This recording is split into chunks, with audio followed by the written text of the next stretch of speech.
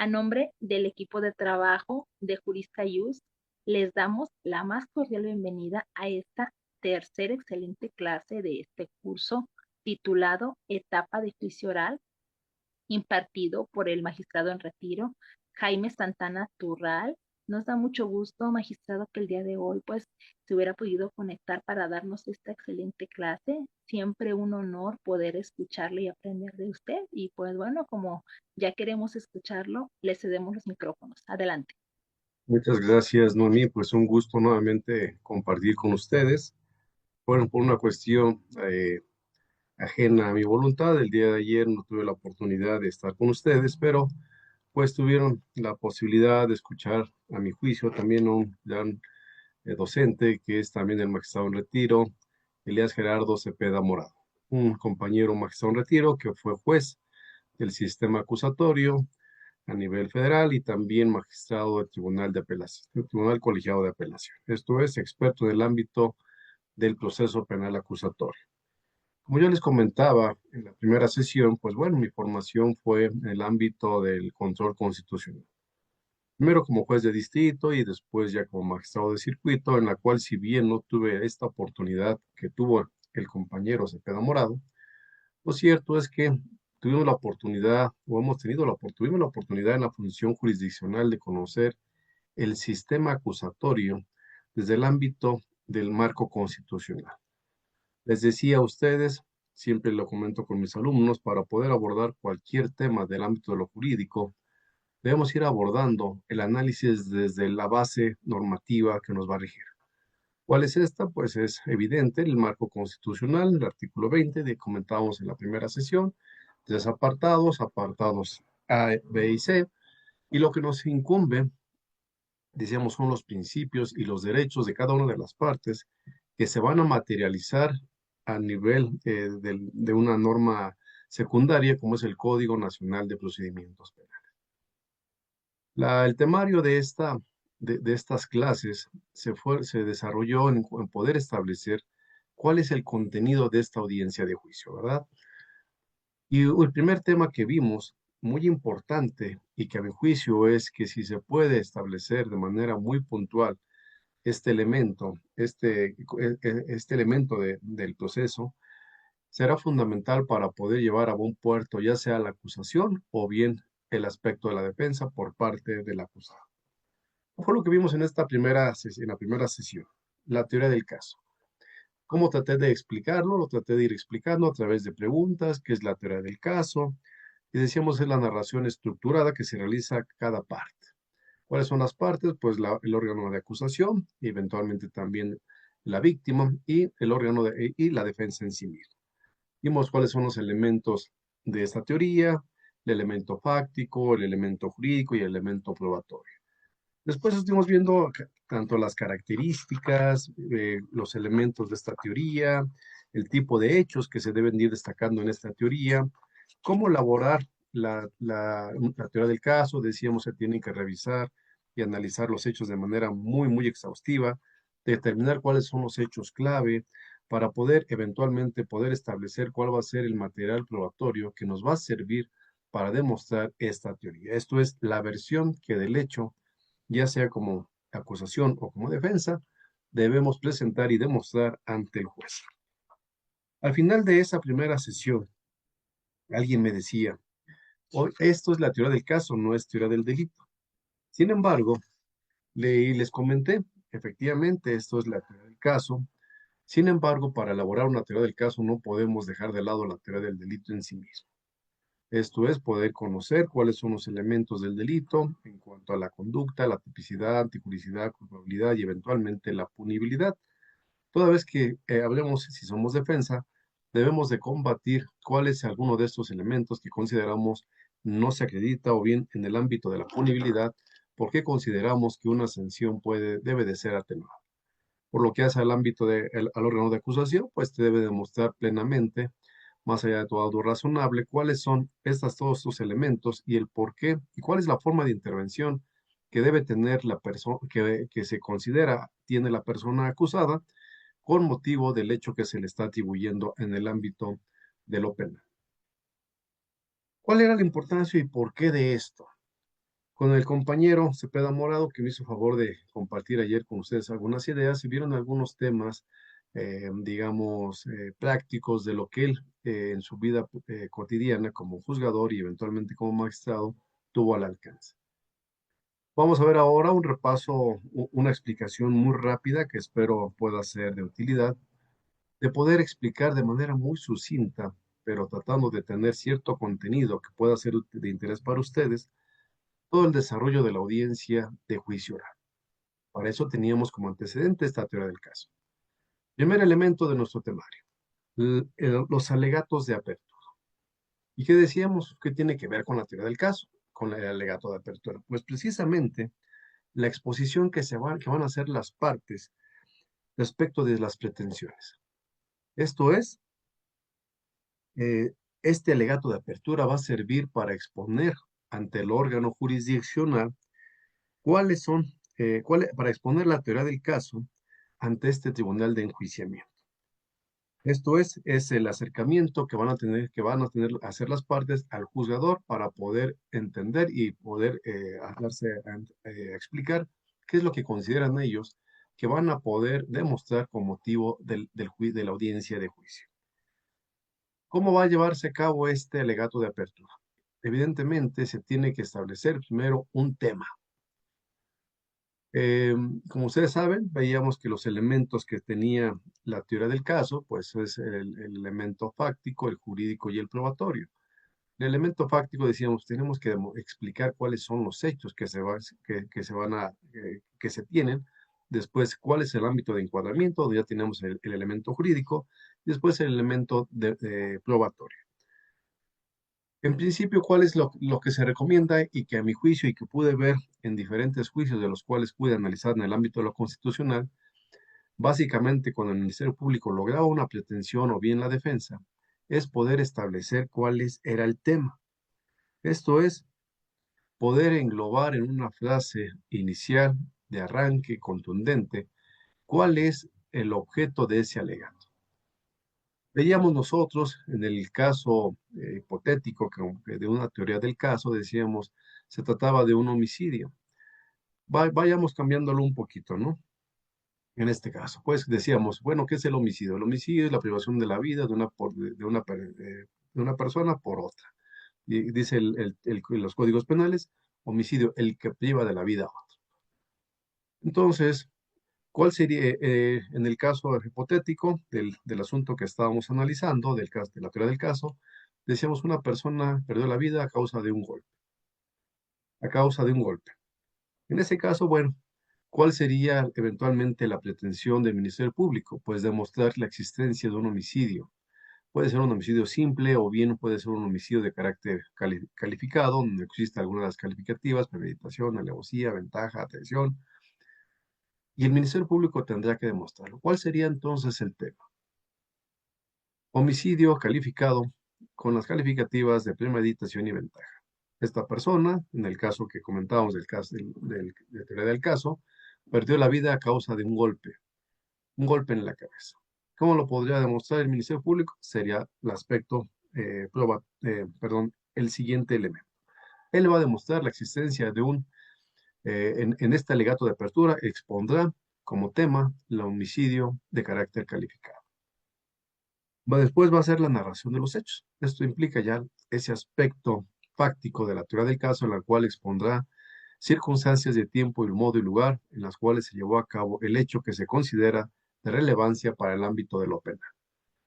En ese caso, recuerdo creo que era Luis, que privó de la vida a otra persona, utilizando estos elementos. Puede ser un objeto contundente, ya lo acechaba, de tal manera que existió esta ventaja, o bien por su superioridad física, etcétera.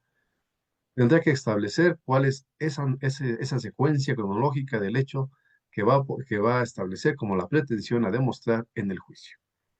El planteamiento jurídico. Planteamiento jurídico podrá establecer, efectivamente, en este alegato de apertura, que ese hecho fáctico que ha descrito encuadra de manera perfecta en tal hipótesis jurídica, que conocemos nosotros como el tipo penal. El tipo penal, que sabemos que es la descripción legal, la descripción que hace el legislador de una conducta que considera delictiva. El tipo penal sabemos que tiene diferentes elementos, elementos objetivos, subjetivos, normativos. Los elementos normativos son aquellos que ahora sí que son exteriores. Los elementos normativos, aquellas referencias que nos hace la norma, y los elementos objetivos, aquellas intenciones, pretensiones, ánimos, etcétera. Eso es lo que va a poder a establecer. Pero ¿qué es lo que va a hacer? Decíamos, hay un elemento probatorio, ¿no? Que este hecho fáctico, que se esté, por ejemplo, haciendo alusión al Ministerio Público, que encuadra en este tipo penal, se va a demostrar con estos elementos de prueba. Pero a nivel del alegato de apertura solamente se va a hacer a nivel de una promesa en sí mismo.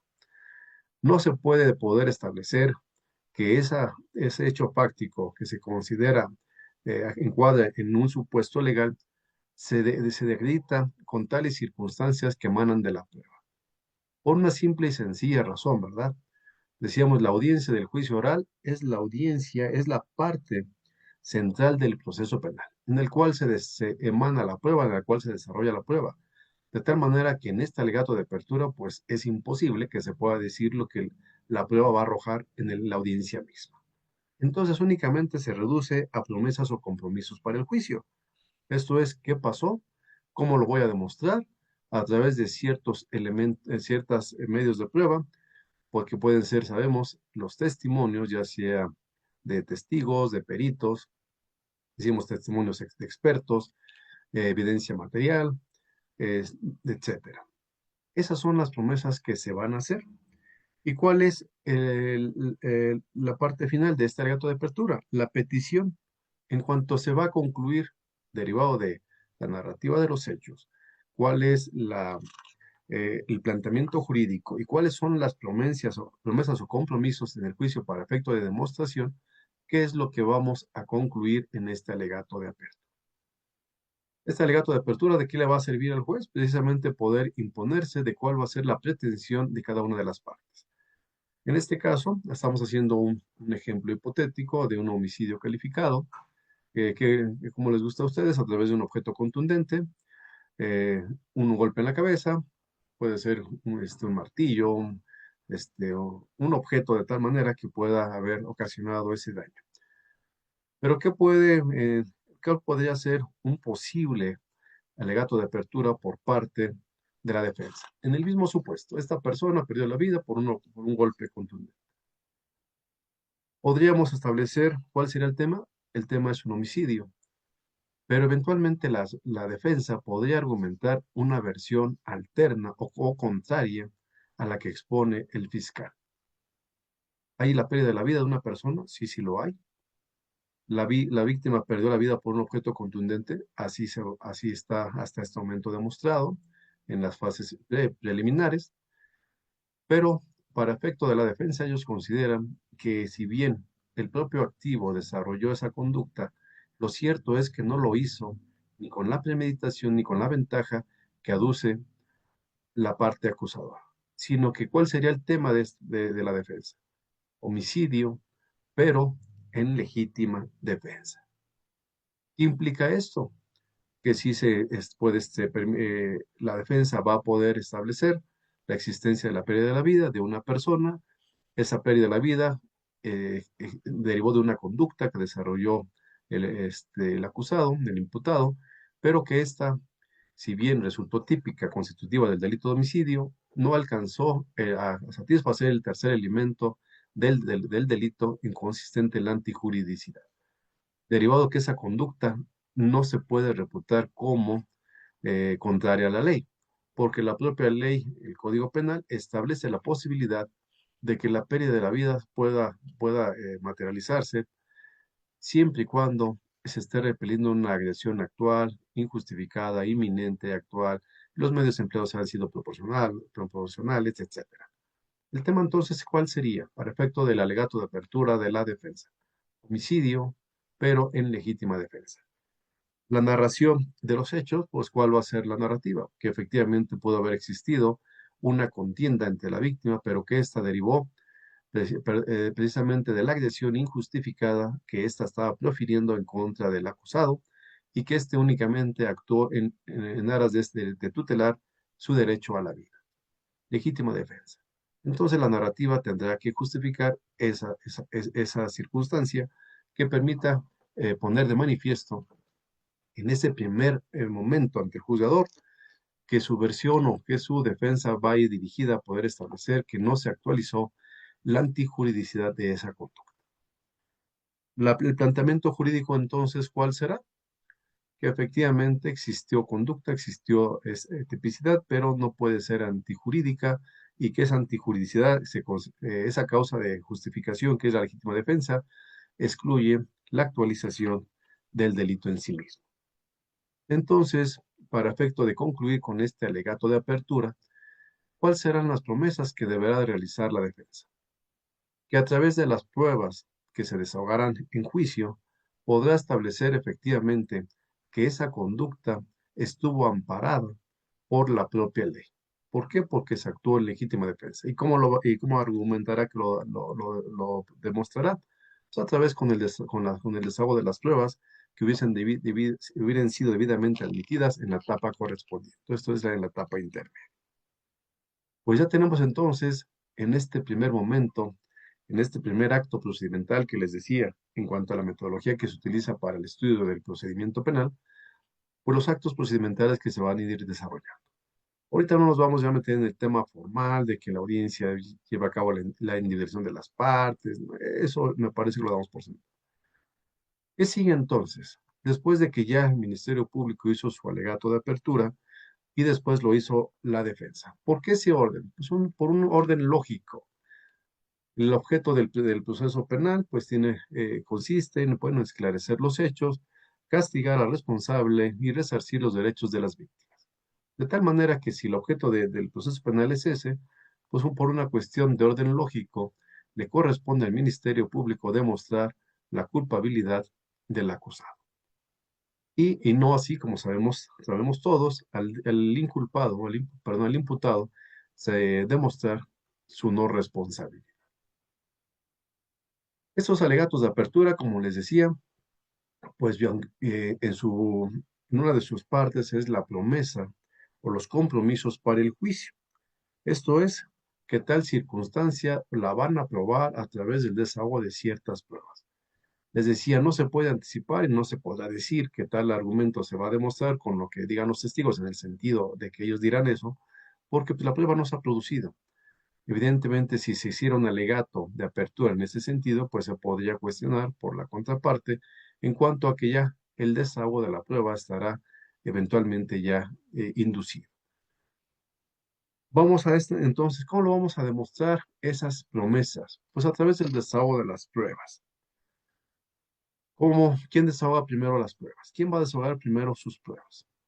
Por una cuestión de orden lógico, ¿verdad? Si el proceso penal tiene esas finalidades, esos objetivos, pues en principio corresponderá recibir los medios de prueba que hubiesen sido admitidos por el Ministerio Público. Posteriormente los de la víctima o el ofendido.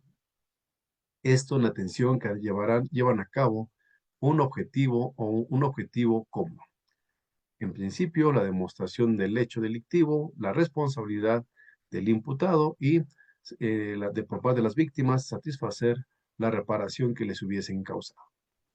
Una vez desahogado los medios de prueba de del órgano de acusación, pues corresponderá entonces a los a los medios de prueba que hubiesen sido ofrecidos por la defensa. Esto, como les decía, pues inicia en principio por el Ministerio Público, por la carga de la prueba que ellos tienen en cuanto a poder demostrar que el hecho existió y quién lo cometió. En ese momento, ¿cómo se van a jerarquizar el desahogo de las pruebas? Pues esto dependerá de la estrategia que asuma cada una de las partes. Lo más relevante lo pertinente es que la jerarquización de las pruebas dependerá de la fuerza probatoria que tenga ese medio de prueba para poder demostrar esa teoría del caso, esto es, poder demostrar ese compromiso. Por parte de la defensa, se ha dicho que no necesariamente se hace. ¿Cuál será si se tiene una versión alterna y no solamente unos argumentos para refutar la teoría del caso, sino que sí se tiene una versión alterna, como en este caso que pongo yo de ejemplo? de la existencia de una legítima defensa, pues resulta lógico que al momento de que se produzca el desahogo de los medios de prueba de la defensa, se pueda establecer la versión del propio imputado. ¿En función de qué? De que eso permitirá establecer cuál es el hecho bajo el cual después el resto de las pruebas, de los medios de prueba que se desahoguen, permitirán corroborar esa versión. Pero bueno, nos quedamos hasta este momento en que lo que continúa, lo que sigue después del alegato de apertura, pues ya es el desahogo mismo de las pruebas. Recuerdan ustedes, comentábamos en la primera sesión, las formalidades esenciales del procedimiento están así previstas en la Constitución y que deben cumplirse para emitirse cualquier acto privativo en contra de un gobernado. Una sentencia, eventualmente de condena, pues es un acto privativo que incide sobre los derechos del imputado en cuanto a su libertad personal, eventualmente. Decíamos, esas formalidades esenciales del procedimiento implica ciertos elementos. Primero, saber el motivo del procedimiento, después el poder ofrecer y desahogar pruebas, el alegar y el derecho a recibir una sentencia debidamente fundada y motivada. Entonces, cumpliendo esos requisitos de las formalidades esenciales del procedimiento, es como la parte del desahogo de la prueba es de vital importancia y es, como les decía, la parte central del proceso, ya que en esta etapa se produce y se valora la prueba en sí misma. ¿Cómo se ejerce esta etapa? Pues a través de un ejercicio y satisfaciendo los principios que rigen el propio procedimiento penal. ¿Cuáles son? Decíamos, ¿cuáles eran estos? Pues el principio de publicidad. Esto es que se garantice que es el desahogo de la prueba se haga a los ojos de todo el público que esté interesado en ello, salvo algunos supuestos que la propia ley establece como que deben reservarse. Eventualmente, por ejemplo, cuando existen víctimas menores de edad, en las cuales se establecen ciertas condiciones, ciertas modulaciones para evitar una afectación adicional.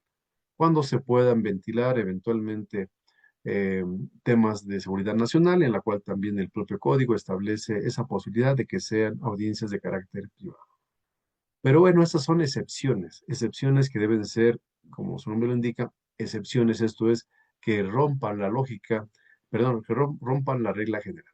La regla general será que siempre existirá transparencia en el desahogo de la prueba. Posteriormente el tema de la contradicción y es donde resulta importante para el desahogo de la prueba. Esto es, que las partes puedan cuestionar las pruebas y versiones de que se ofrezcan en esta audiencia. Adicionalmente, la concentración y la inmediación. Decíamos, ¿por qué es importante estos principios?